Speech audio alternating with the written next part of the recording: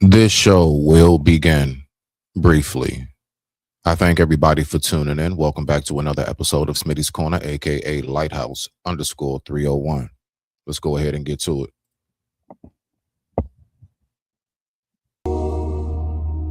Now it's time for us to tap in, third eye open like the river. I be running thoughts, glowing, popping up with idea. Yes, yes, you can tell a friend that I'm Smitty. I'm the Mr. 007. I'm not here to preach the gospel, but I goes in like the reverend. Shoes off when I walk in and keep it chillin' peaceful. I'm the neurotoxins, fighting off the disease. Cool and collected, well respected. Save the drama for your mama, speak your mind. Hit the lip, kick you chew. Every person in the building, come up and tell me what you think. I retired from the streets, now pushing content and chill beats. Gotta keep your head up even when you feel defeats.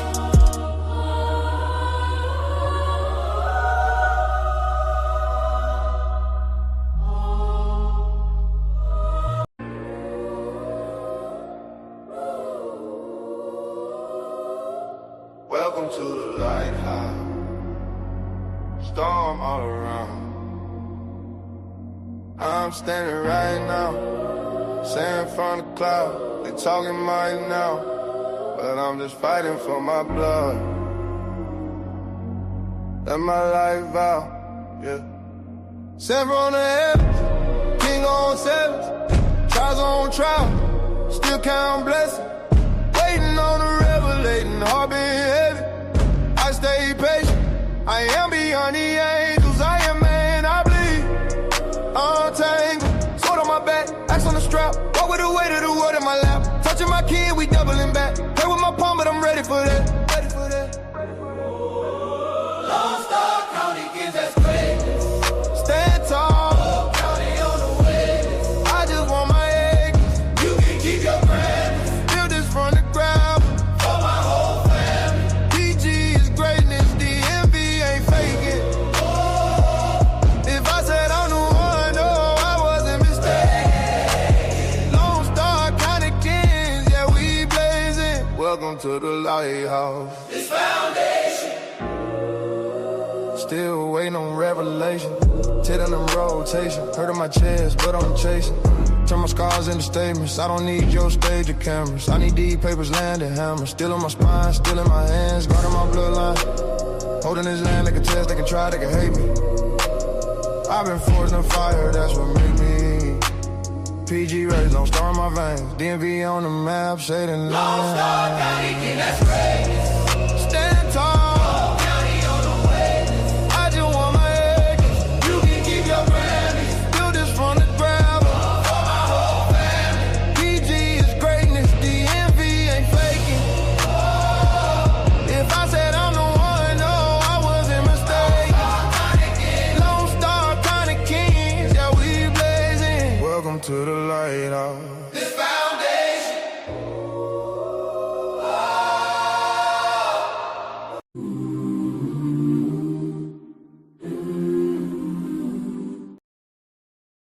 I will be with you in one moment. Thank you so much for tuning in. Let's go ahead and get ready to get this bad boy started.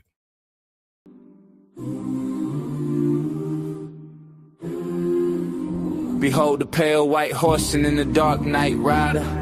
Elevation, meditation, angels floating right beside you. The Messiah passed away at 33 like the degrees in Freemason alchemist. Cooking chemistry, I rose from the ocean sparkling. Water magic potion. Do you see what I see? Do you see what I see? Do you hear what I hear? Demons lurking, but it's no fear protection.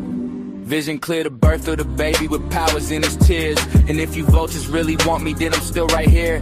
As I land in spacecraft, water walking warlock, jet propelled aircraft, Operation Star Fox. I remember sitting with my thoughts with the CD while we hotbox, smoking on some crunchy 37, call it pop rocks. We still here and won't stop until I'm at the top or until my body rocks. I'm ghost.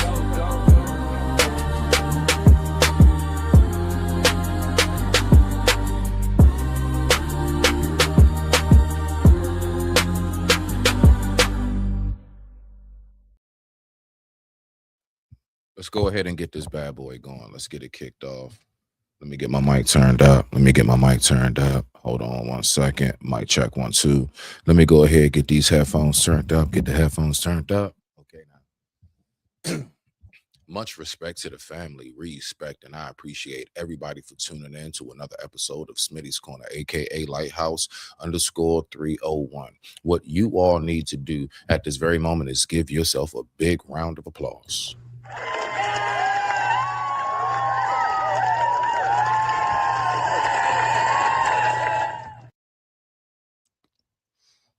That's right.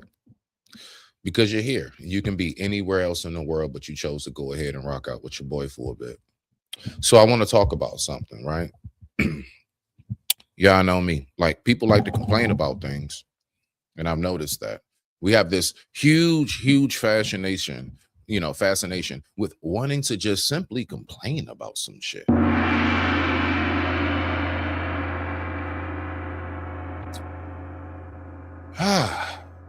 So what we're going to do is, I have some clips, all right? We back in motion now. So I got some clips for us and everything. And I really want to know this question, like, from my people and from anybody else, even outside of this, right? Like, should Black people fear the police? Should I? Like, me as a Black man, should I actually be scared of the police? You know what else I wonder? Does the police treat us in a manner in which they do at times because they fear us? Do the police fear Black men or Black people? Some of our sisters can be vicious at times when they want to. I'm just saying, come from a warrior class. So let's go ahead and let's pull this up. All right. So I got everything lined up and queued up for us. Right. So let me go ahead. Let me hit my tune.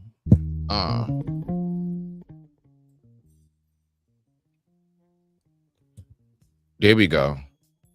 Yeah, not too loud. There we go. Nice and smooth for us for this Sunday evening. I pray that everything's going good with you. Before we get started, I would like to ask you this question.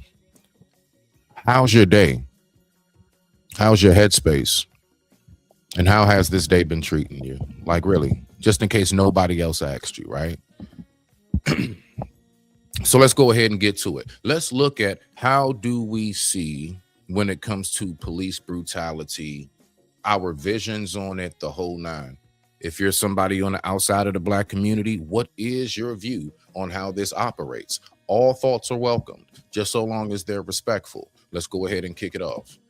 See what we got. All right, so let's start off with this first one. So the first video that I have lined and queued up is this right here. 1 second. Just give me 1 second. I just wanted to turn that down. Just in that. There we go. See, I learned about this goddamn music thing. There we go. Put it right at it. Boom. Yeah, that's perfect. There we go. There we go now. Just to make sure that we don't get muffled and you can hear me. Should we actually fear the police? This is something that I've been wondering. And I also wonder, does the police fear us? Do you ever wonder that? I've asked myself that question. Like, are y'all acting the way that y'all acting towards us because really you're scared? Because there's an old saying that goes that the coward pulls the trigger first. But let's go ahead and rock out. I digress. My mic is muted. I thank you all for tuning in. Let's go ahead and get it right here. See what we got. Bow. Let's do it. We need to keep kids safe online, but some special interests are setting policy. Y'all don't care nothing about these damn kids nowadays, okay? I wish we did, but we don't. But anyway, let's go.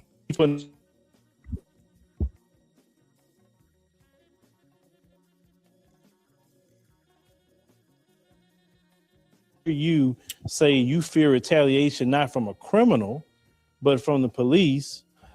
Most people don't have the interaction with police that you, and I say you or I, might have as African-American males. We've just talked about it. If I'm doing everything the police officer says, if I'm being compliant and I'm still shot, I'm still tasered, I'm still batoned, most people don't have that fear or that worry or that concern. So it's very easy for that person to support the police. And it's very easy for me to understand why that person won't understand my concerns as a because I'm still a Black male. Don't get it twisted. I'm a police officer, but I was born a Black male. I'm going to die a Black male. I wasn't born a police officer, and if I have my way, I won't die a police officer.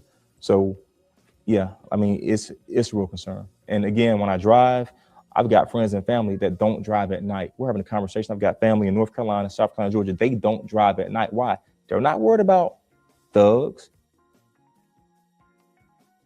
They're not necessarily worried about the KKK or these neo-Nazi groups. They're worried about what's going to happen if I get stopped on I-49 or I-20 at midnight by some rogue police officer and I'm out there by myself. And that is a real concern for African-American people. You know it's the case.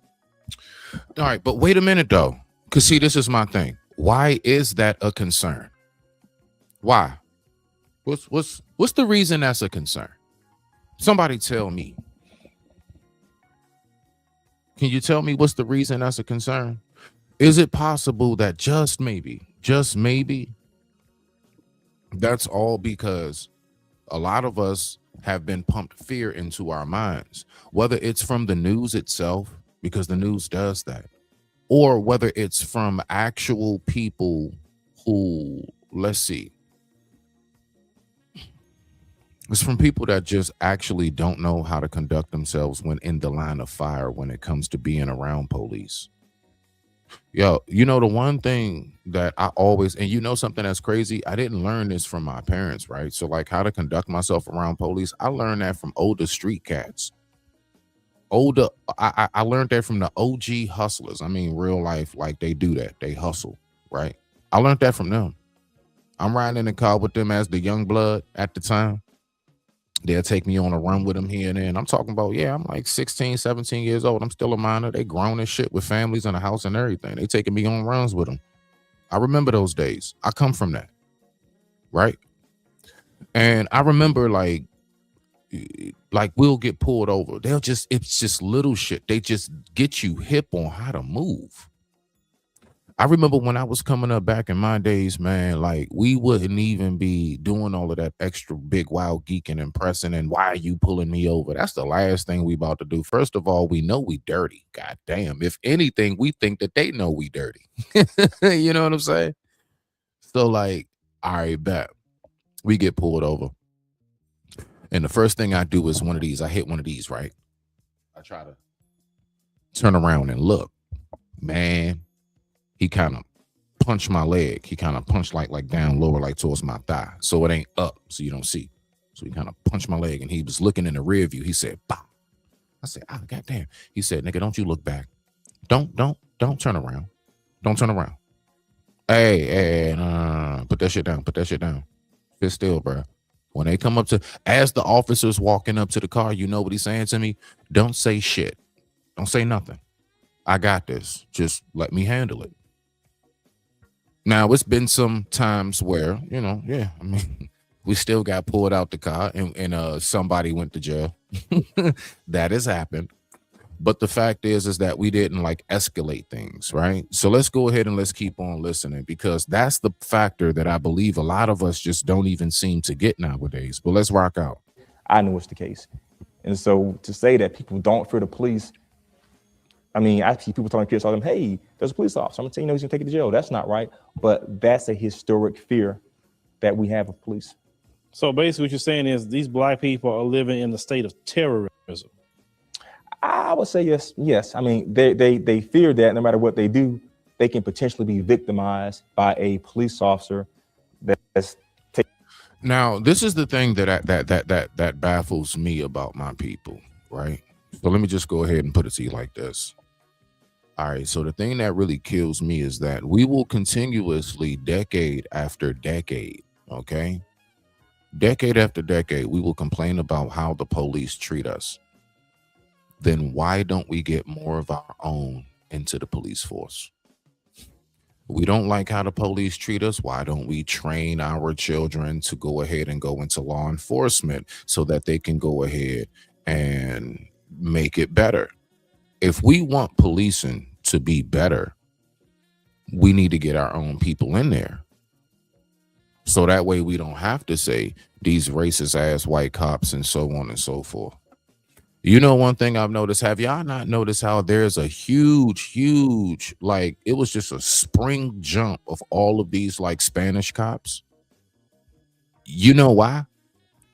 They're smart enough to know still infiltrate and get into whatever it is that is the body work of what oppresses us. What we should do is we should get into a position where we can be a virus, we can be the cancer, if you want to say, or we can be the healing factor to this corrupted system. So if the system is corrupted, we can get inside of the body of that system and become the antibodies to fight off the disease. Or we can just become a whole nother disease and eradicate the whole thing and rebuild everything from anew. Sometimes you have to tear all the way down in order to get things to rise back up. That's just how that works, right?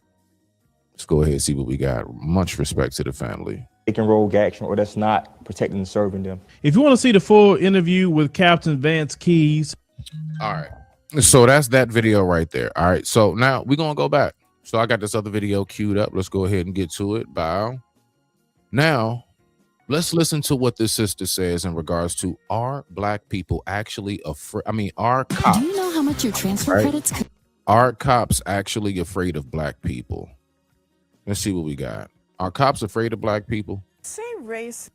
Civil rights attorney Connie Rice joins us. She filed lawsuits against the Los Angeles Police Department back in the 1990s during the O.J. Simpson and Rodney King era. Thanks so much for being with us. Really appreciate it. You interviewed hundreds. It's my pleasure. Thank you. You interviewed hundreds of police officers, and they were very, very honest with you over time. They talked about their feelings towards African-American men. What did they tell you? Fascinating. It was very fascinating for me to hear, because once I got their trust and they realized that Chief Bratton, the chief of LAPD at the time, wanted me to find out what were his cops thinking. And so I just made up a list of very provocative questions, and I asked them, I said, what is it that makes you afraid? And they actually decided to talk to me. I don't know why, but they did. And they would say, Miss Rice, can I be honest with you? I'm afraid of black people. I never grew up around black people. I don't understand them. They scare me. Or, Miss Rice, I'm scared of black men. And I was stunned. Hold on. They were being honest. So wait a minute. Okay, so you're telling me that within these communities, all right, so that's the problem. We get officers that come into communities and come into circumstances that they're not familiar with. They don't know how like the typical black house could be. Sir, we think you're violent because maybe he's just raising his voice, and whole T, he probably, he ain't hurt nobody. That's just how that nigga talk. That's just how bruh expresses himself. And we would take that as that's actually violent. It's like, have you ever seen us at a cookout during a spades game and dominoes? Like when we playing bones? Like, come on now. Let's go ahead and get back to it. Let's see what we got. So I do get where she's coming from on that. They need to stop bringing in officers who's not familiar with the community. You know what's best for us, I believe, possibly, is for us to have police officers that come from where we come from. Yep. That come from where we come from. That generally works out a little bit better. Although the fact is that once you choose that side of law enforcement, like some folks is just going to look at you as you not one of us no more. Like we know how that go, right? But we can change the narrative if more of us actually got into law enforcement. I do believe in that shit. Let's go. From there, once you understand the fears, you can address them and get them to dial it down so that there isn't a hair trigger response when they see a black man and they misinterpret every move that he's making as a threat. So you didn't, when they were sort of coming clean and really bearing their... You know something? And I remember this, man. I remember my pops telling me this story, man. God bless him. Absolutely. Live in paradise. I remember Pops was telling me one day this story because, I was asking him about why you wear shades all the time, right? So I'm asking Pops, like, why you always got on shades? And he go ahead and he says to me, he's like, because the sun be in my eyes. And he said, you know why? He said, because that way, if I got to squint at the sun, white folks won't think I'm angry. He said, we just be squinting at the sun. They think you mean mugging. Nah, it's just the sun's in my eyes. I'm trying to see. So it's like I've definitely peeped how, yes, just the smallest of gestures can be taken as a threatening manner. Heck, that's something that happens in nature. Believe it or not, eye contact and showing of teeth is a threat to primates. So when you're around chimps, gorillas, direct eye contact and you smile, hey, nah, you just you said let's fight. You said let's fight. You see what I'm saying? So that's also somewhat of a naturistic aspect. But let's go ahead and get back to it. Their souls. You also, in the course of this, didn't necessarily believe that these officers as individuals were necessarily racist, did you? Well, when you say racist, did I think that they were Klansmen in a police officer's uniform? No. I think that what we have to do in the United States is understand everybody has inside of them racialized thinking, racial fears. We all have those fears. I mean, keep in mind that Black cops also make negative associations and threat associations when they're presented with Black images. So it's across the board. The two of you probably understand this because you see it in media all the time. It is across the board. So what we need to do is step back.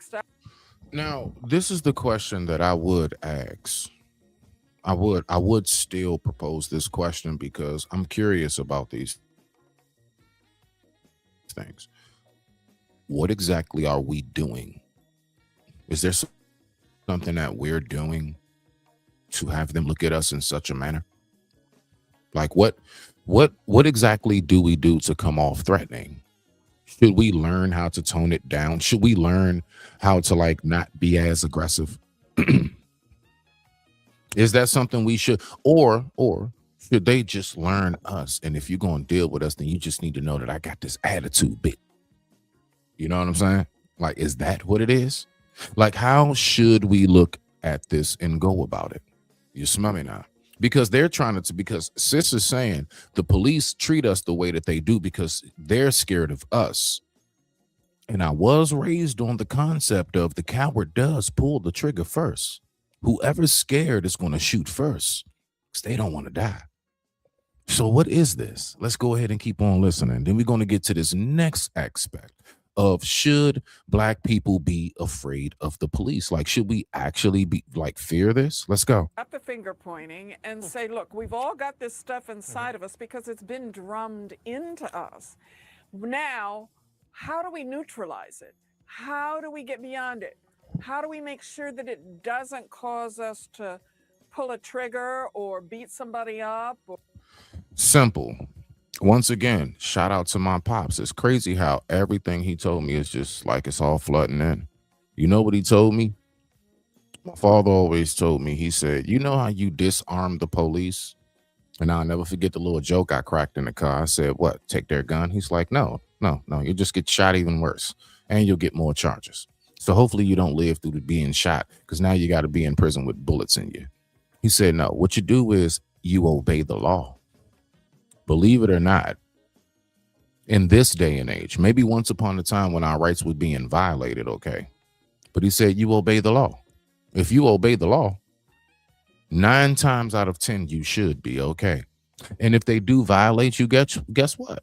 You got all full-fledged right, and you have an awesome case on your hands to go ahead and take their ass for everything they got. And when you get that money, because you will win a suit, you need to go ahead and take over the police force. You need to make sure that whatever laws have been put in place that they can do that, you need to be the founder and the face of those who are going to make sure it doesn't happen again. You smell me now? Or at least reduce the chances. Let's go ahead and rock out. Or have a negative consequence. So, first of all, I think it's indisputable. We all come at every situation with our own internal biases and feelings. I think probably we need to be careful saying that every cop is scared of every Black person. I know that's not what you're saying here. That's true. The question is, what do, if these feelings do exist in these Whoa, what is she saying? She said that's true. No, but wait, see, this is, and you know what makes it so real iffy? Well, what makes it tricky, should I say? There we go. Let me switch my vocabulary. What makes it tricky is we have a lot of black cops, but I don't know. What do you guys say? Are those black cops the ones who really are just coons and Uncle Toms or whatever these dumbass terms that we like to use for our own and stuff like that? Is that what it is? You let me know. Just let me know. Your thoughts matter. Let's go. Feelings cause dangerous situations. How do you deal with it? What do? You said there needs to be these discussions. What can you implement to change things? Yes, it starts with the discussion and the confession. I had black cops confess to me that they were afraid of Latinos. I had Asian cops confess that they were afraid of black people and Latinos. So we have an intertribal problem here. Where does that stem from? Because you see, this is why I say we have to remember, although they do have on a uniform, they're still human. Like when they take off that uniform, regardless of the training, they have a certain upbringing and head process and thought mindset that they, just came up with. I bet. So now that we know that that's exactly how they think, what is the reason behind that? And how would we fix it? Should we only have Asian and maybe white cops in Chinatown?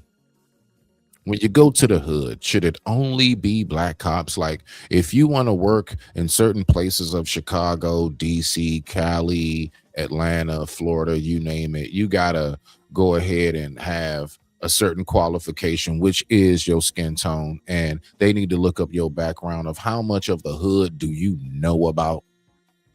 Should it be that way? Because something has to give.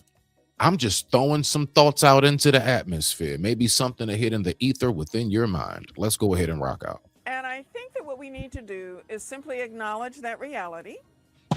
And the next step is to sit down and figure out the training protocols for how you expose each tribe to the other.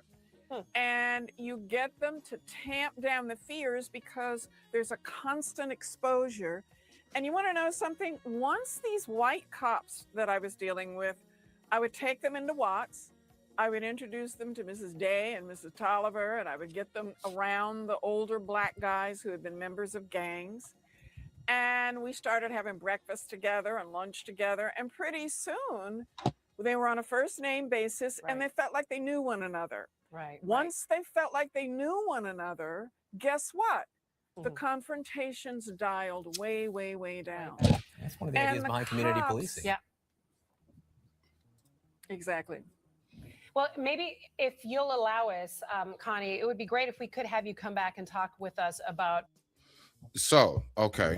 Now that's that video there. Now let's go ahead and get into the meat and bones of it. Like, what is the reason as to why, you know what I'm saying, black folks do be scared of police? Like, I mean, I don't know, because look, I'm going to take out my personal experiences briefly, right? So my personal experiences have been, I have always been just fine with police. And I'm talking about, I'm on the streets doing big dirt. But you want to know why I was able to be, you know what I'm saying, cordial with shit? Because I recognize they had a power over me that I don't possess. They have the capability to just shut down everything I got going on. And when you're talking about trying to get your shit back when it comes to the law, that's going to be something that's always going to be a big, big hassle. You'd be surprised what it's like just trying to get your car and your cell phone back, depending on what the circumstance is. So, I mean, when you just recognize that, look, I don't even want no smoke. I'm just going to stay out your way. You stay out my way. And that's how we do that, right? And so it was kind of like one of those things where police almost knew, like, you know, we know that you do this. Not even almost, they do. It's like, we know that you do this. We know that you do that, but you stay out the way. You see what I'm saying? And so when you know how to stay out the way, that really does help a lot of how it's viewed and what your results generally can be. Stay out the way as best you can. All right. But if you want to ask my honest opinion on what should you do in the first place, live legit and legal. I'm only saying this because we're adults and people are going to do what they're going to do. So I'm going to at least try my best to give you the best, should I say, examples of how to go about it. People are going to do what they're going to do. But hey, they say that, you know what I'm saying? Black men are feared. Cops fear black men. So let's go ahead. Let's get to this next one right here. And shout out to the family, man. Shout out to the family. So on this video right here, abolishing of police. On this one right here, this is going to be a nice, good panel. This right here is the meat and bones of it. Let's go ahead and we're going to look at this right here. So this is a group of all of us black folks, you know what I'm saying? And we have, I don't know, Mr. O'Shea McDonald up here. Okay, Mr. O'Shea McDonald. And we're going to listen to if we should actually fear police. So I found this live to be very interesting. So we got a nice little 45-minute clip of it, of the meat and bones of it. So let's go ahead and rock out. The time right now is 6:26 p.m. East Coast Standard Time. And I thank you all so much for taking a moment just to tune in. Let's rock out.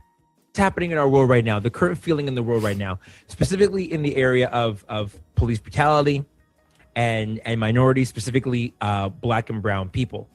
And in the last month now, we've had the deaths of George Floyd and Rayshard Brooks, both at the hands of police. Both stories completely unique in and of themselves. Both stories and both moments in time captured on video. Both problematic on multiple levels. The end results were still the same: police taking the lives of black men. And many have tried to use the term. It's not a white thing or white versus black, but it's a everybody versus the police, which is problematic as a statement on its own. There have been it's everybody versus racism, which really should be the case. Mm-hmm. Yeah. Like, I mean, I think we can all agree that everybody should be against racism, right? Yeah. But the idea of so my question for you guys is, right now in Atlanta, just read this online right now. Both police officers who were involved in the shooting and the death of Mr. Brooks have turned themselves in. At the same time, in certain sections of Atlanta, Georgia, police officers aren't responding to calls. I was saying earlier that what Atlanta should do is say, okay, well, then we're not going to do any crimes. Well, we also have to remember that there are, goodness gracious, man, like even when it comes to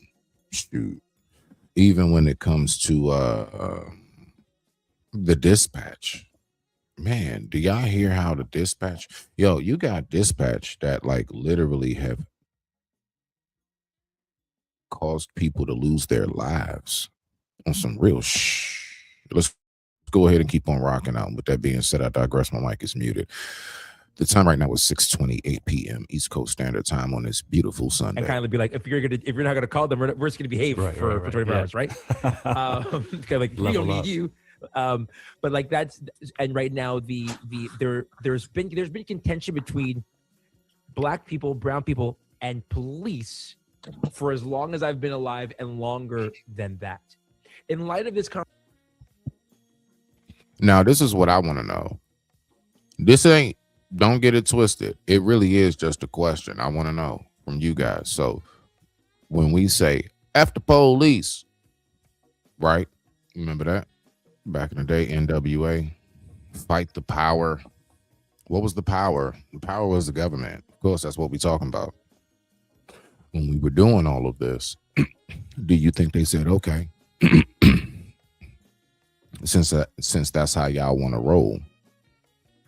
Because you know what I've noticed from, let's say, if you go to cartel to mafia, they recognize the concept of sharing is caring. And not even just that, when you have the law in your back pocket, You got the streets at your disposal. The one thing that I've noticed that we really, I'm not going to say we've never done it, but the one thing that, like, say, like, because we have gangs, then you have like Italian, okay, mob, mafia, then you got like Latino, that would be like what, cartel. What I know about the mob and the cartel is that they are real big on making sure they put that bread. They don't have just lawyers on retainer. They have judges and whole sheriffs and whole police departments on retainer. That is something that you can do. I'm not saying go do the wrong thing, but if you're going to do the wrong thing, do it the right way. Yes, there is a right way to do the wrong thing, believe it or not. You smell me now? So this is how I have been. What? Okay. I'm gonna call you. I got you. So this is how I've seen all of that, right? But let's go ahead and keep on listening because I want to hear what these brothers have to say. Let's get back to the conversation. Let's just let it play for a minute. Conversation about defunding, demilitarizing, reforming, and the idea of abolishing as a topic. That's not a topic that we are condoning. You have not heard that on this show, but as a topic that's out there.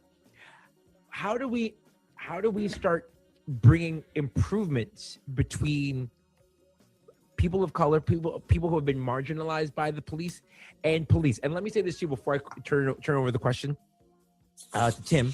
One of the things I've heard a lot of people say, and guys, you've probably heard this too, is I know really good, godly police officers. Right. We probably all heard that. I know really good godly police officers. What does that mean exactly? I don't know. And Bart's statement of I don't know what that means.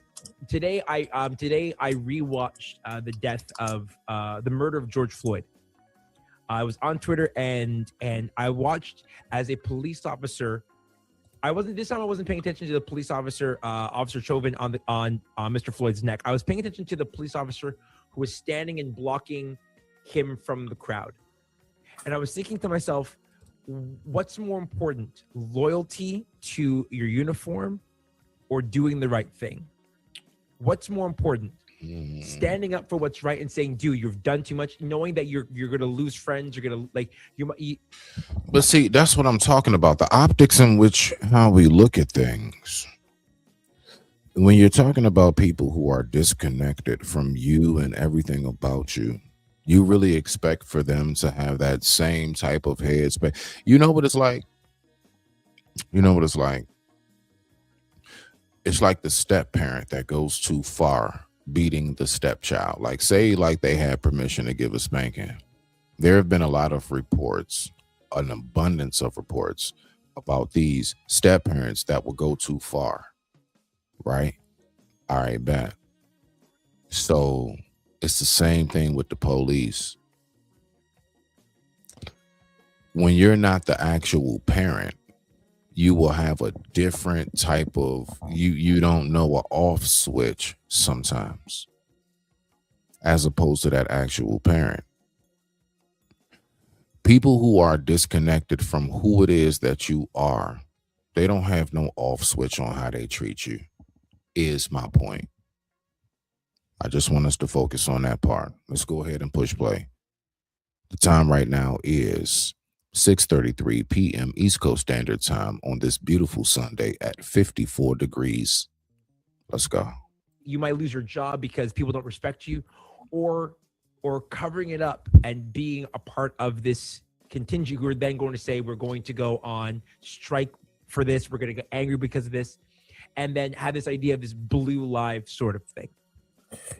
This idea of how we bridge the gap between people who have been marginalized and the police is a real thing, because on one hand, there are people who are good, but sometimes those people who are good stand in the way of dealing with the people who have done really, really, really, really bad things. No, they're outnumbered. You know, you do have a lot of folks that are or have been in that position when it comes to, they actually want to stand up. But what really can they do? They can put their voice out there, but will they be silenced? A lot of people are like, you know what? Look, I'm just here for the job. I'm here for the benefits. I'm here for what it is that this job entails as far as like what I can receive from it. That's primarily why people go into it. Now you have a lot of folks that's like, I just want to protect the neighborhood and I don't care about the paycheck. That's why I know I don't get paid that much, but I still do what I do. You smell me now? Respect to the family. Adam, then Tim. Yeah, I just want to respond really quickly and then yield it to Tim. I think, Chris, the problem, and we'll get to this in terms of where we can see changes begin, but the problem is intrinsically the training of the police, in which those other cops actually think that they're doing the right thing. I was reading a whole bunch of stuff on this, but one of the things that I read that absolutely baffled me and blew my mind was there's a police in somewhere in California who was saying that there was multiple training officers that told him, I'd rather be judged by 12 than carried by 6. And so what that means is essentially, I'd rather be judged by a jury of 12 people on my actions than be caught out dead in the streets, be carried by, Oh, wait a minute. You're absolutely correct. But where'd he get it from? That comes from the streets. We say the exact same thing on the opposite side of the fence. Is that any different? I'm just curious. Is it any different? I'd rather be judged by 12 than carried by 6. That's in rap songs. What are you talking about? Let's go. Be carried by whoever it is, in a casket away. And the thing is that from the day that these people enroll into policing, fundamentally they are taught that the covering of people, of the boys in blue, is actually the right thing. It's not just this is what we do. This is your morality now. So Tim, I'm going to yield it to you, but I think we have to understand the mindset of police officers. And I'm going to touch on that a little bit later, but we have to come at it from both sides. It's looking at it, the first thing that comes into mind is the idea of change. When we're thinking of change, it's something that really, I'm going to throw out some $2 words here. There are two types of change. There is technical change and there is adaptive change. Technical change is like changing the tires on your car, which is one of those things that you look at and go, oh yeah, that's pretty easy. Adaptive change is changing how you drive. And the struggle with the relationship between people of color and the police. And I know it's definitely something that we've all experienced within the Black community itself, is that even if we defund the police, even if we demilitarize, it's one of those things that when we look at it as a whole from the get-go, why would we want to do that in the first place? Why would we want to demilitarize and decentralize like what it is that is supposed to be of protection? What I do believe that we need to do is stop trying to throw the baby out with the bathwater. Okay. What we need to do is just have, I guess, what they would call the total reform, but I wouldn't even call it reform. I would call it extreme renovation. Like just renovate the entire thing. Keep what's beneficial, keep what is of solid, right, when it comes to the law and justice, but simultaneously just go ahead and just revise the whole thing. Let's keep on rocking out. The community itself has never trusted the police. Mm-hmm.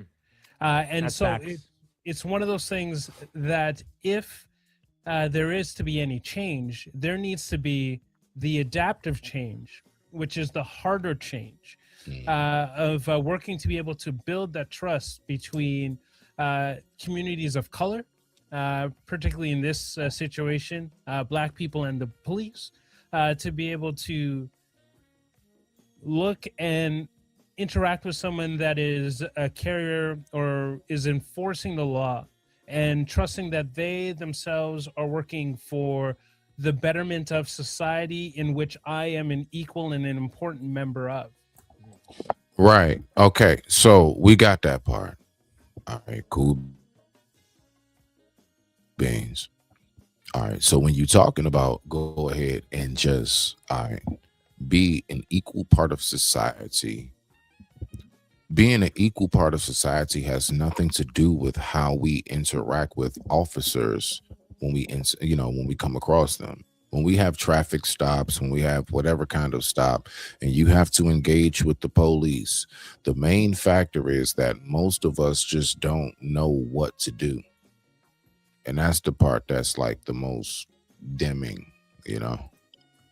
And it's something that when we look at it, if all we're ever going to do is change the tires on how we enforce the police, we are going to be running through tires incredibly quickly all the time. It's good. And where are my manners? Fair use, fair use, fair use. Let's go. It's something that at the end of the day, I would say for us as a Western society, it requires some level of change to build the trust for us to be able to understand, okay, they're driving differently now. And so I can trust them behind the steering wheel of the law. Yeah. I don't think, honestly, my own personal opinion is I don't think we're ever going to be able to reconcile police relationships with the public. Yep. As Tim said, there's been mistrust for way too long. Gary Potter of Eastern Kentucky University does a detailed write-up in Time magazine, actually featured him a few years ago. But he talks about how in 1704 that the police system that we know began in the South. It went from taking care of policing slaves to actually becoming an institution that still continued to pester and pester the people and enforce segregation, even though things were beginning to change. I see where this is going. Okay, let's go ahead, keep on rocking. In the same article, it talks about in 1838 that the first policing in the North began in Boston. And it was really more, when I read it, it kind of looks like a special constable or a armed security guard.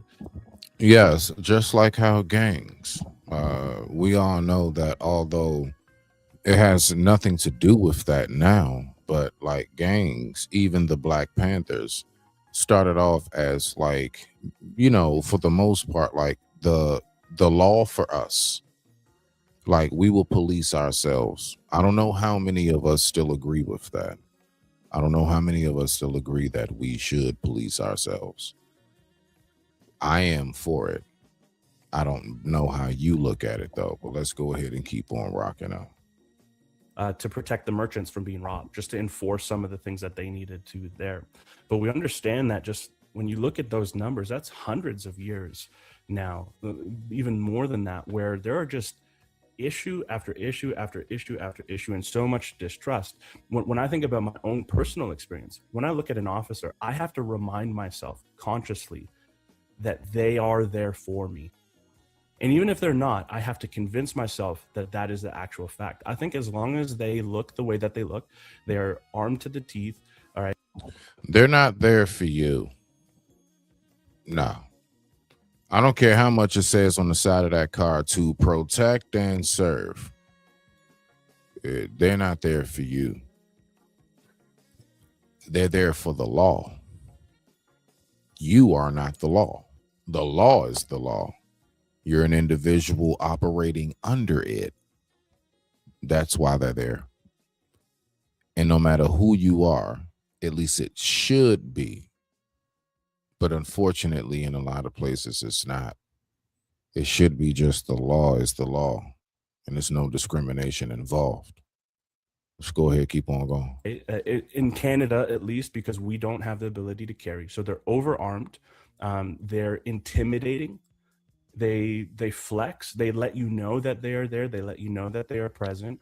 And I'm not saying that all of them do that intentionally to be harmful, but it is the case. There is a little bit of bully footing. I grew up in the Peel region, right? And they prided themselves on that.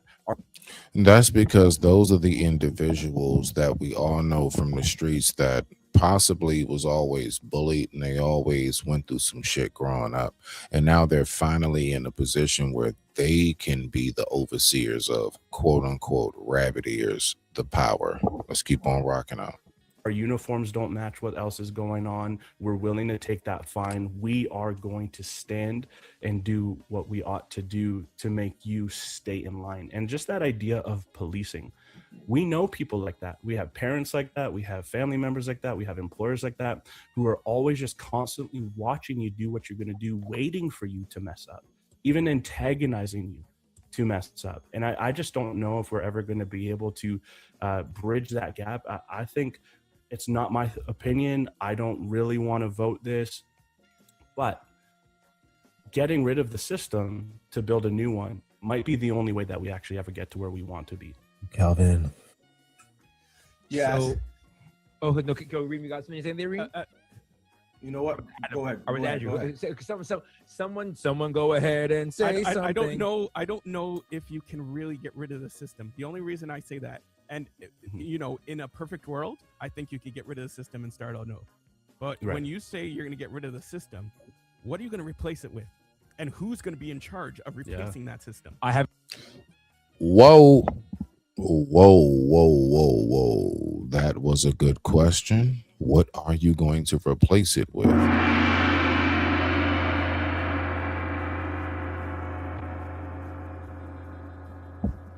An idea. Because I have an if idea. so- hold on, Andrew, hold on. I have an idea. The Okay. people who should replace it is the House of Commons.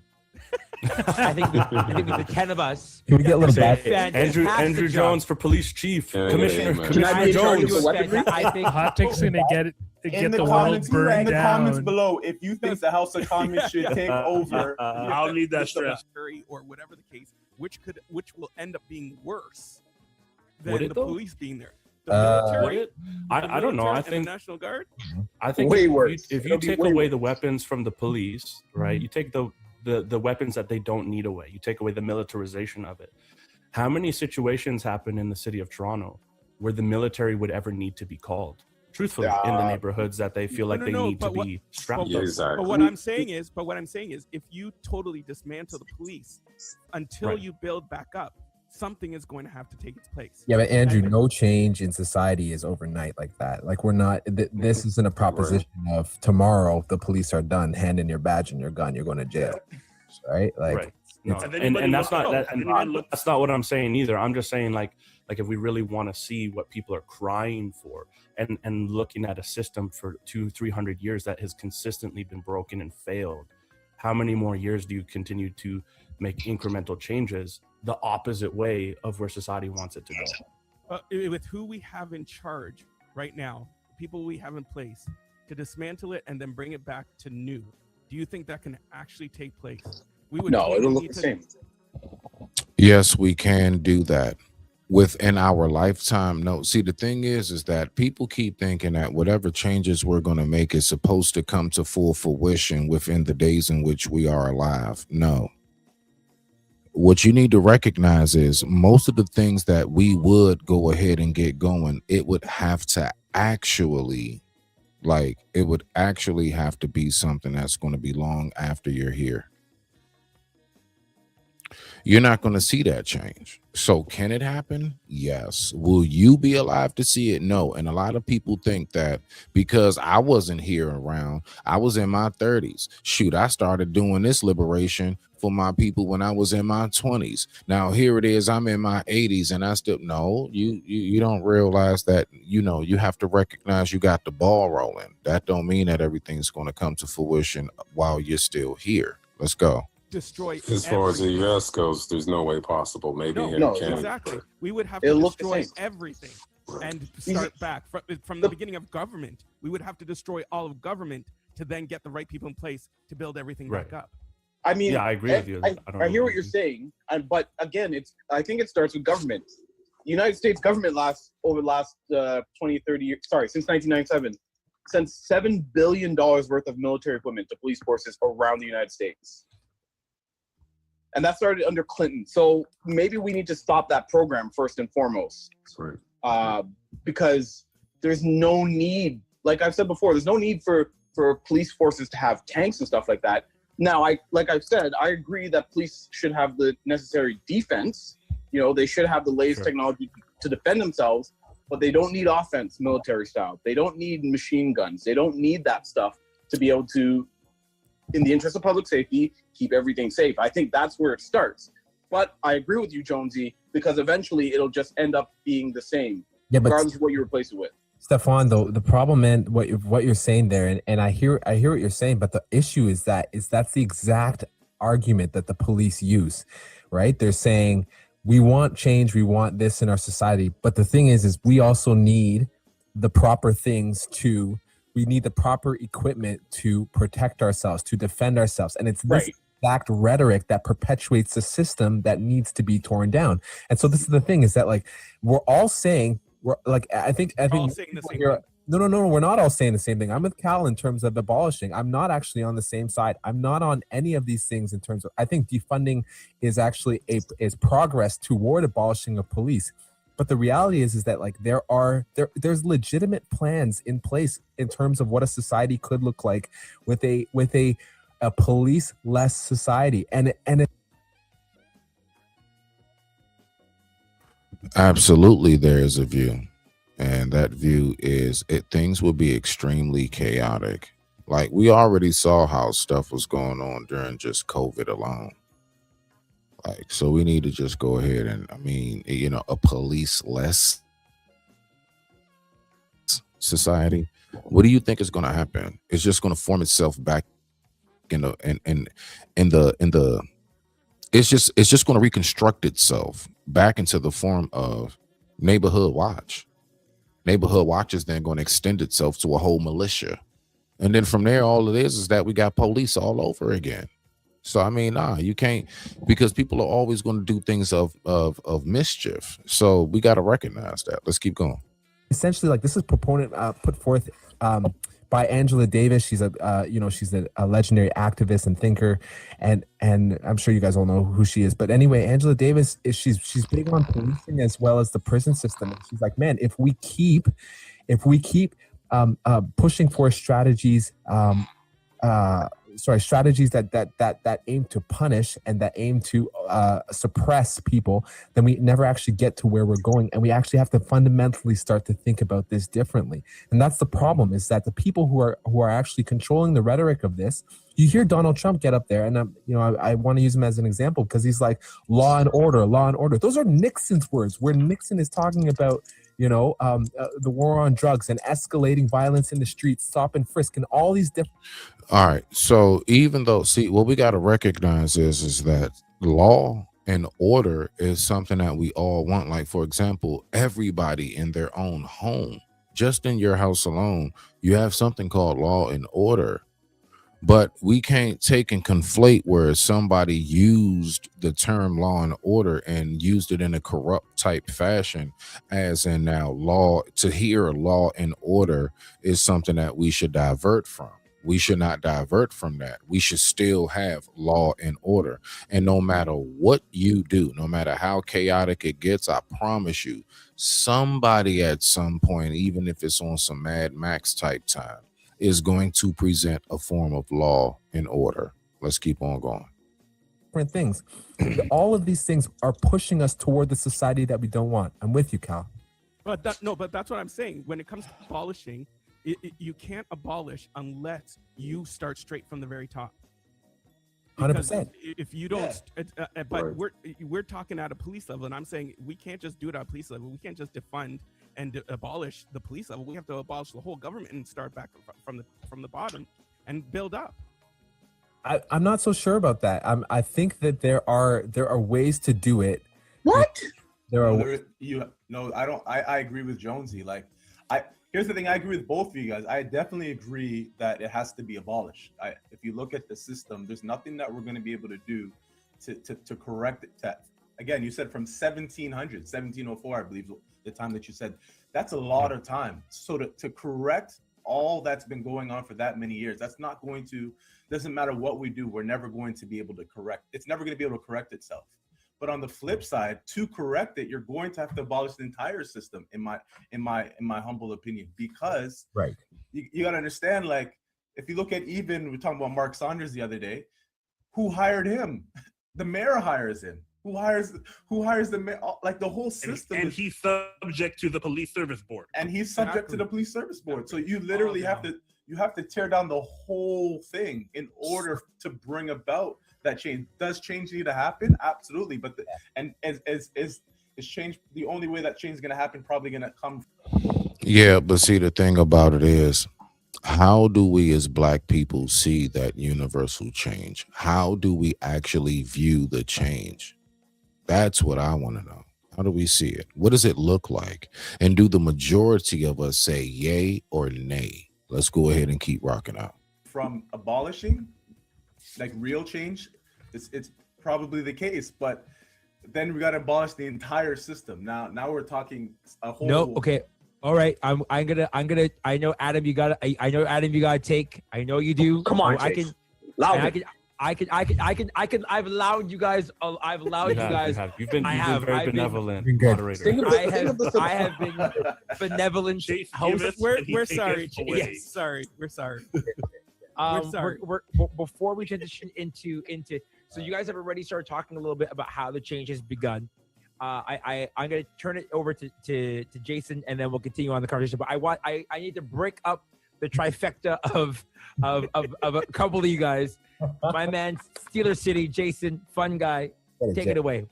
Share your thoughts, my brother. Yeah, I mean, like, so there has to be something. It has to stop at the top. But if you think about the whole, for instance, the whole U.S., just that whole system, that whole executive branch, where you're talking about the president, and for instance, jails are privatized in the States. Mm-hmm. So, right. And for example, I guess, so, I mean, maybe you guys at some point can educate me on how systems are here in Canada, but so they're privatized. So people are making money. It's a whole system. Now, obviously, America is the richest country in the world, but how come America has such a hard issue with drugs? Well, yeah, China, but no. US is still there, but China's coming close. But anyway, to make a long story short. It's very American of you. No, it's true. Let's check it out right now. But I mean, but there's all these systems, guys. There's all these systems, all these issues that are going on, and you're right. I mean, there has to be something from the top. But the problem is, in reality, is do some people want to really change? I mean, I'm gonna just say, spiritual wickedness. That is a question I've actually asked myself when observing and looking at what goes on nowadays. I'll tell you this. Yeah, when it comes to, do we want to change? Do we actually want to look inside ourselves first? Can't get that change until we start looking inside ourselves and stop trying to find a reason to point fingers and blame somebody else. So that's where the change starts. We all know, as cliche as it may sound, it's extremely true. Change starts within yourself. You change your mind, you change your life. Let's keep going. In high places. Now, obviously, I'm not saying everybody who's in these high positions, I'm not saying they're all bad. There's some great people, but I mean, the change has to start at the top. People have to be sincere about it. Even when Obama was in office, everyone's happy, was excited, but there's only so much that he even could do. So, I mean, everybody has to play their part. And it starts with us, with other people. If everybody plays their part, at least we can help and save some people. Young Buck O'Shea, what you got? How we change this thing? Yeah, I think and like, this is where it sucks to say, but man, you got to tear that thing down. You gotta tear that thing down. And this is where it sucks to say, because I have some great friends who are police officers. I have family members who are police officers, but the reality is that this is not a position where you can make a mistake, where you are killing someone's life and then expect nothing to happen. Like, the reality is, yes, there are great police officers. We can't emphasize that enough, but they're working for a system, whether they know it or not, that is not set up for a certain group of people to prosper. Hold on. Whoa. Wait a minute. Okay, so what?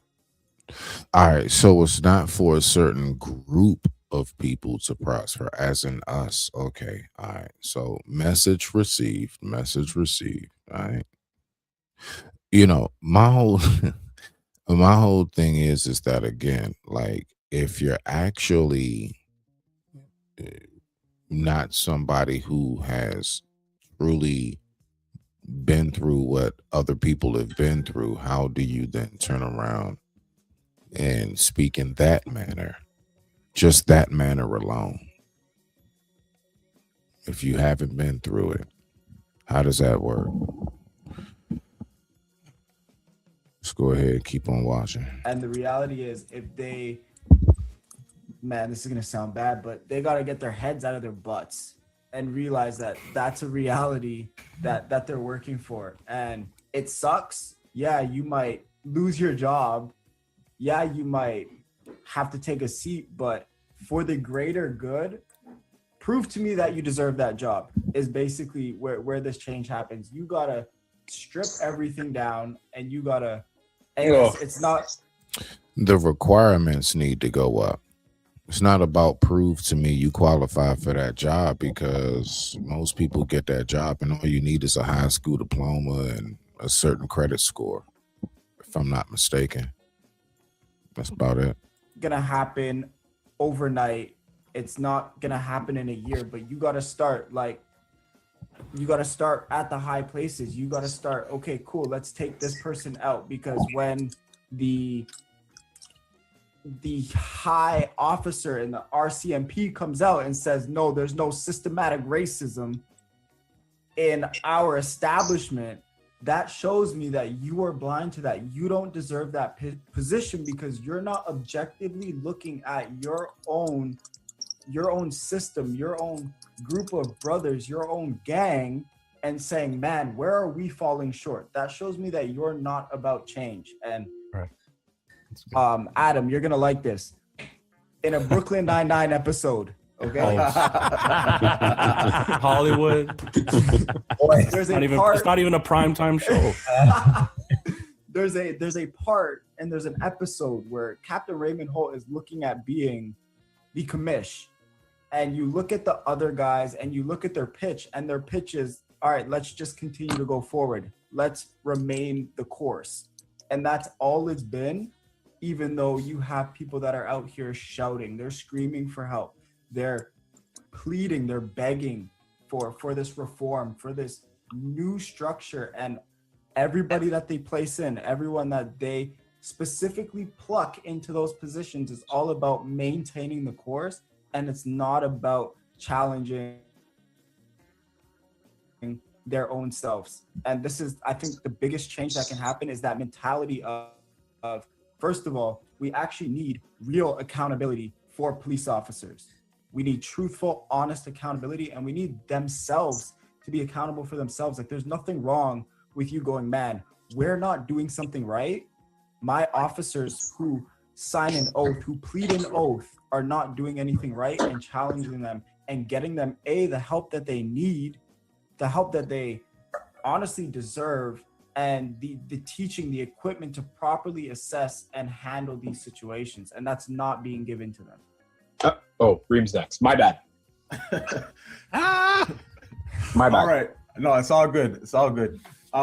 Here's the thing. In terms of change, ideally, I think it would have to be abolished, but then that's going to take a lot, because it's going to need to, as we've said earlier, we're going to have to abolish the whole system. But if we're going to try and take incremental change, and I don't know if that will actually bring about full change, some of the things that are key that need to happen, in my opinion, are, one, if you were to look.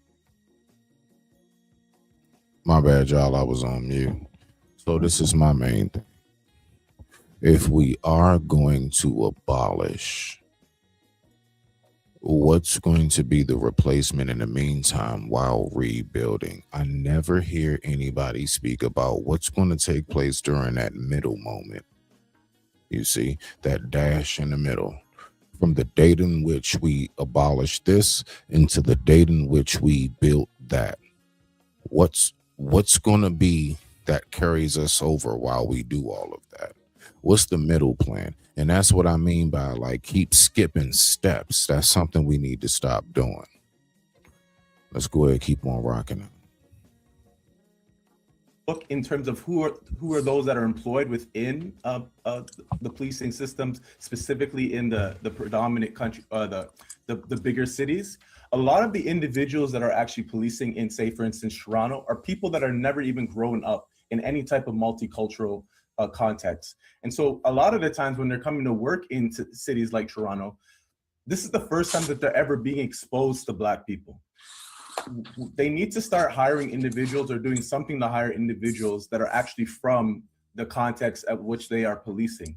Because when it's not, then it's easier for Agreed. I absolutely agree. And I spoke about that earlier, Brother Kareem. Okay, shout out to you. Shout out to you. Let's go. them to then look at some of the stereotypes that have been, subconsciously ingrained in them and actually allow that to come out in the way that they police. I think a lot of the reasons why these individuals act out in the way they are is ignorance. And it's not, I don't actually believe a lot of it is done initially in a malicious way. Just the ignorance of what they know of Black people or people from certain areas or people who look a certain way. They act out in a certain way. So that needs to change. That's one thing. The other thing that needs to change is the way that they are taught and how to deal with certain situations. When they go into a situation, right now they go into situations saying it's like, we're at war. It's not always a situation where they need to be at war. They should be going to a situation trying to figure out how do they properly de-escalate the situation in a way that is not in a militant way. A lot of police individuals or police officers, when they go into situations, they make it worse by the way in which they handle the situation. So proper training or reform in the training that is at hand right now needs to be changed. I think that a lot of the things that they do right now comes from the way that they handle situations back. Yes, but I'm still in the mind state in a mode of how do we actually get people not to, I like our people in particular, to like, is there any way for us to mend the police to citizen disconnect? Is that possible? It's just a question. I'm not saying what needs to be or not be. I'm just asking the question. Is that something that we can do? Can that happen? In the 1700s, we're not in the 1700s anymore. It's 2020. And so that the way culture is now is totally different from how it was back then. And so they need to change with the times and understanding how to deal with people. The last thing I would say in terms of the funding or that concept of the funding, I am a believer of the funding if this is all we have in terms of an option, and where the funding needs to go to is some of the services that help to tackle the root causes of a lot of the issues that police officers end up having to deal with. And so mental illness is a huge thing. And so a lot more funding needs to go into addressing that.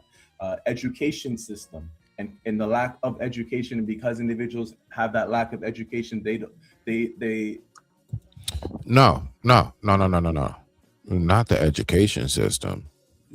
Like, to be street education. Like, honestly, like, believe it or not, I think, like, we need to stop like discarding and making it seem like to be streetwise and street savvy is not something that's very important for our people. You do need to know how to move in these streets.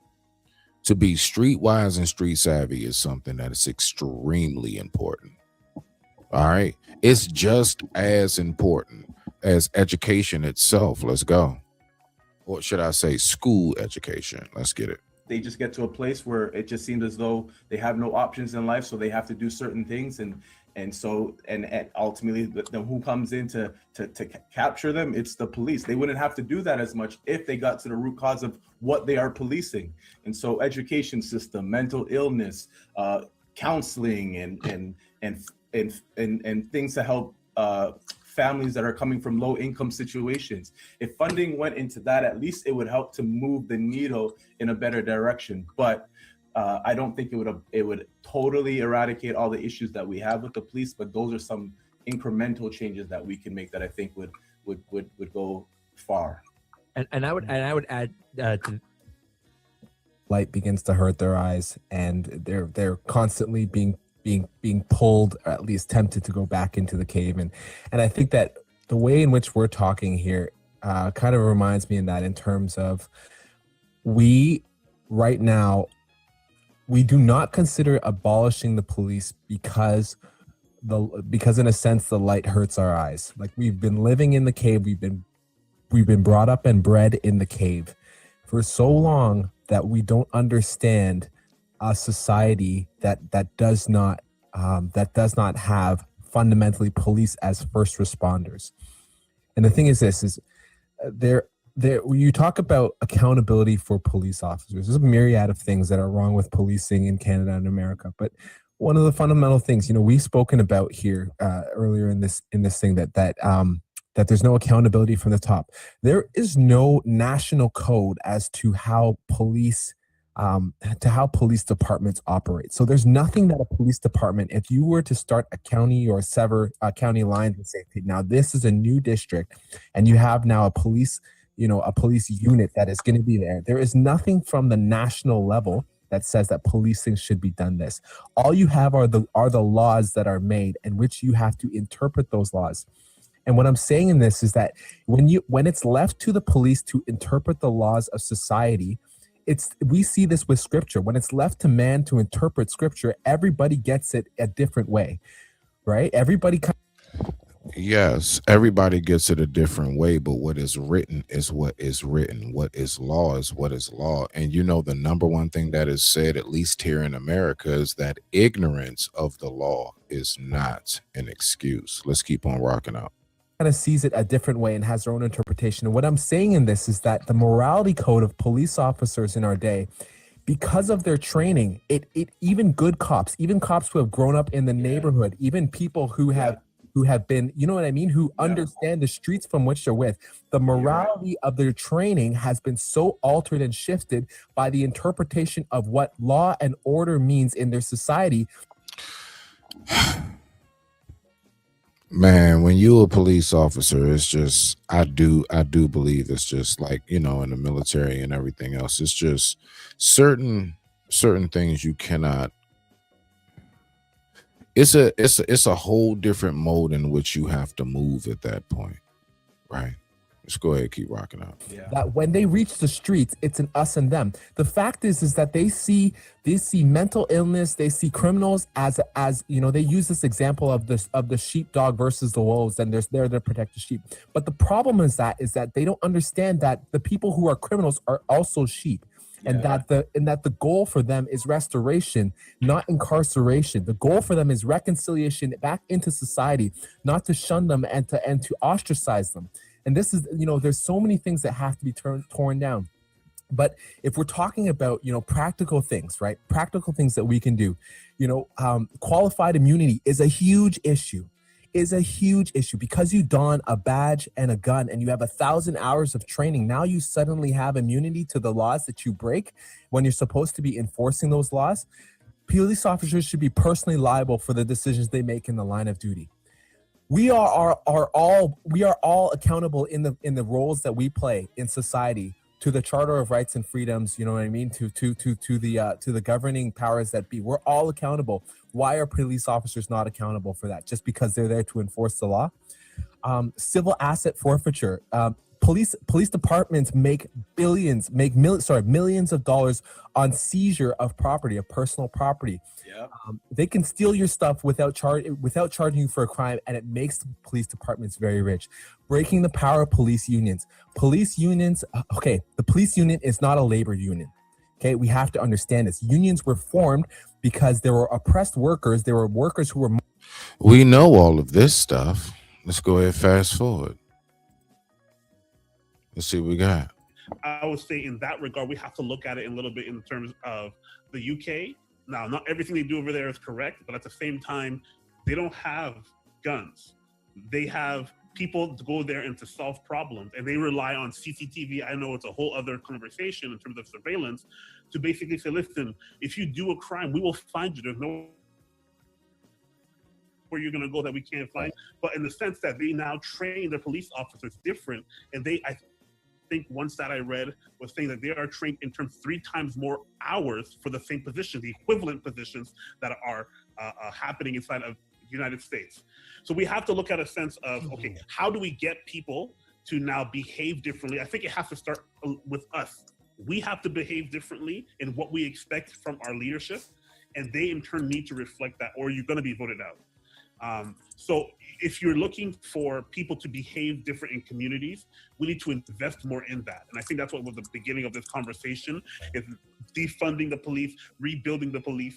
We need to remove all of these incentives to have police officers be on, I don't want to say high horses, but on this pedestal where it says, no, we do need you. We do need order, but it needs to be systematic, and it needs to be in a different way than just brute force. It cannot be brute force, because eventually people will retaliate, and the way that they will retaliate will be with brute force. So the change needs to be systematic. We need to look how we organize and who is actually benefiting from these institutions, because that's a huge aspect of it, and that'll tell you a lot about the system. And we need to look at very simple things that we can do right now to fix it. But those things are both pie in the sky. I do agree with Calvin when he says you got to blow it up, and I don't think that will ever happen. Okay now.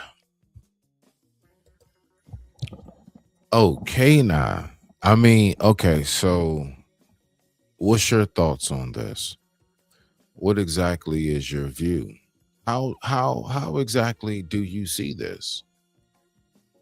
Should we go ahead and have reform? Should we just tear the whole thing down? Should we just say F the police forever and a day? What is your view on how we should go about it? And with that being said, I digress. My mic is muted. Much respect to the family. Thank you all for tuning in. Respect.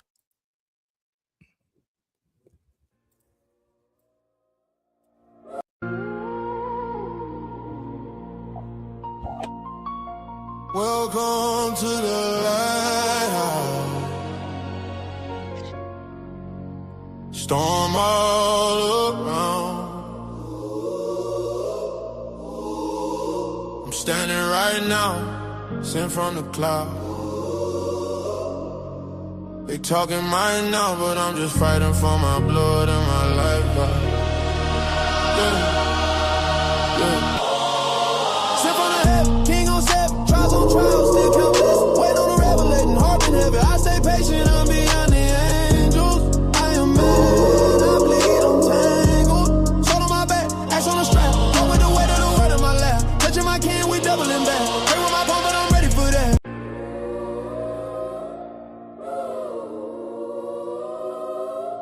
Welcome to the lighthouse. Storm all around. I'm standing right now, sand from the cloud. They talking mine now, but I'm just fighting for my blood and my life out. Yeah. Sent from the heavens, king on sevens, trials on trials, still count blessings. Waiting on the revelating, heart been heavy. I stay patient, I am beyond the angels. I am man, I bleed, untangled. Sword on my back, axe on the strap. Walk with the weight of the world in my lap. Touching my kin, we doubling back. Play with my palm, but I'm ready for that. Ready for that. Lone Star County kids, that's greatness. Stand tall, county on the witness. I just want my acres. You can keep your grandness. Build this from the ground for my whole family. PG is greatness, the envy ain't faking. If I said I'm the one, no, I wasn't mistaken. Lone Star County kings, yeah, we blazing. Welcome to the lighthouse. This foundation. Still waiting on revelation. Tit in them rotation. Hurt on my chest, but I'm chasing. Turn my scars into statements. I don't need your stage or cameras. I need these papers, landed hammers. Still in my spine, still in my hands. Guarding my bloodline. Holding this land, they can test, they can try, they can hate me. I've been forged in fire, that's what made me. PG rays, Lone Star in my veins. DMV on the map, shading lines. Lone Star County king, that's greatness. Stand tall.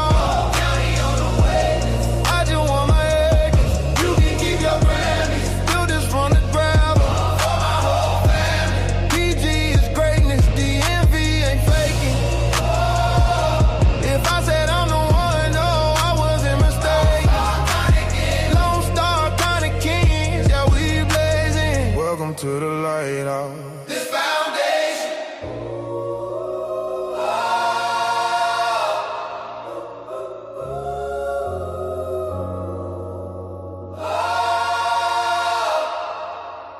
Lone Star Connikins. Lone Star Connikins, that's greatest. Lone Star Connikins, that's greatest.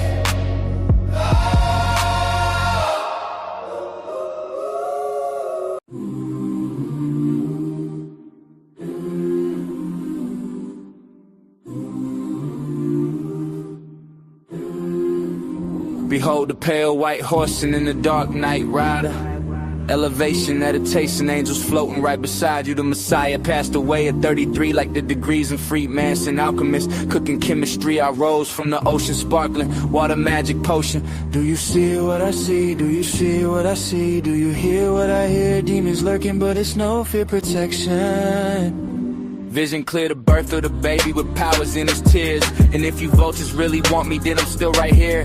As I land in spacecraft, water walking warlock, jet propelled aircraft, Operation Star Fox. I remember sitting with my thoughts with the CD while we hotbox, smoking on some crunchy 37, call it pop rocks. We still here and won't stop until I'm at the top or until my body rocks. I'm ghost.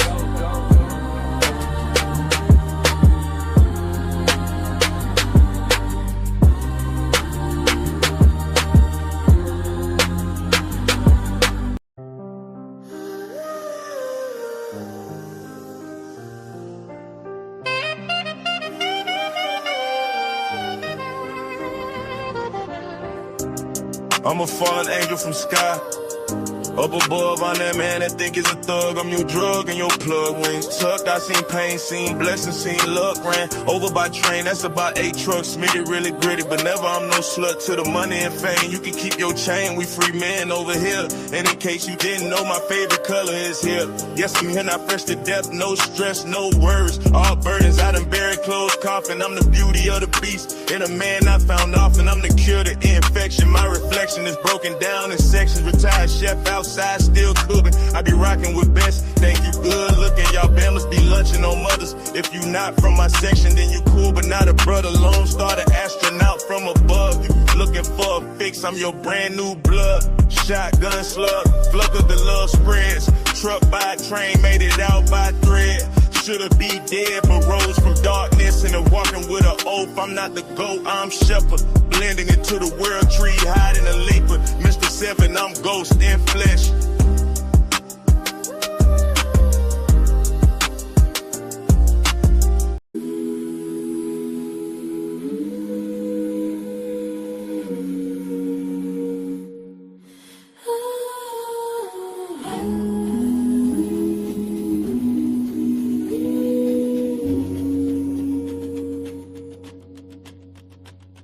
My energy is mistaken for frustration, but really I'm a guy who sat back with observation and patience. Some of our thinking is outdated. Thank you for stopping by to say hi. Thank you. Come again, and while you're gone, tell a friend, Smitty, yes, we heard you. Now go and smash the like button.